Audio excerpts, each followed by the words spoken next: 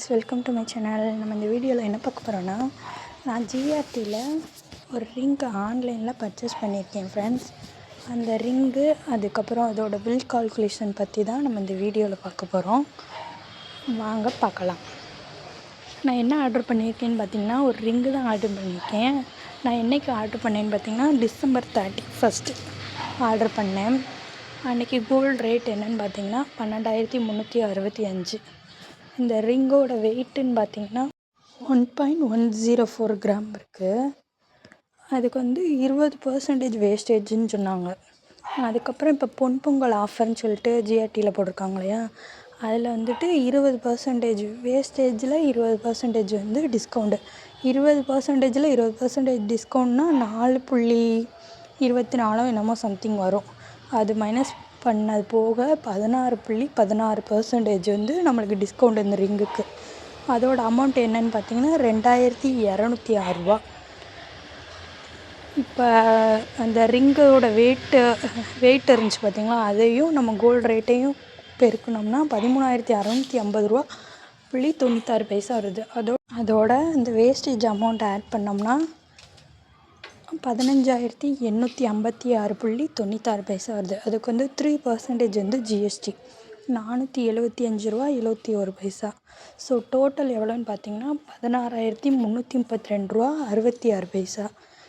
அதில் வந்து 2 ரூபா 66 பைசா லெஸ் பண்ணி 16,330 ரூபா பே பண்ண சொன்னாங்க.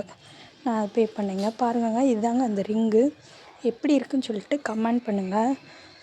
எனக்கு இந்த ரிங்கு எதுக்காக பிடிச்சிச்சின்னா, 1 கிராம் மாதிரியே தெரியல, கொஞ்சம் நல்லா பார்க்குறக்கு பார்வையாக இருக்க மாதிரி தெரிஞ்சிச்சு. நான் நேரில் போயின்னா இது பர்ச்சேஸ் பண்ணல, ஆன்லைனில் தான் பார்த்து பர்ச்சேஸ் பண்ணேன். ஆன்லைனில் பார்க்கும்போது எனக்கு பிடிச்சிருச்சு. நிறைய ரிங் கலெக்ஷன் எனக்கு சென்ட் பண்ணியிருந்தாங்க. ஆனால் எனக்கு என்னமோ இது கொஞ்சம் நல்லா பார்க்கறதுக்கும் பார்வையாக நல்லா வித்தியாசமாக இருக்கிற மாதிரி எனக்கு தோணுச்சு. அதுக்காக தாங்க நான் இதை ஆர்டர் பண்ணேன். எனக்கு எப்படி இருக்குன்னு சொல்லிவிட்டும் கமெண்ட் பண்ணுங்கள் ஃப்ரெண்ட்ஸ்.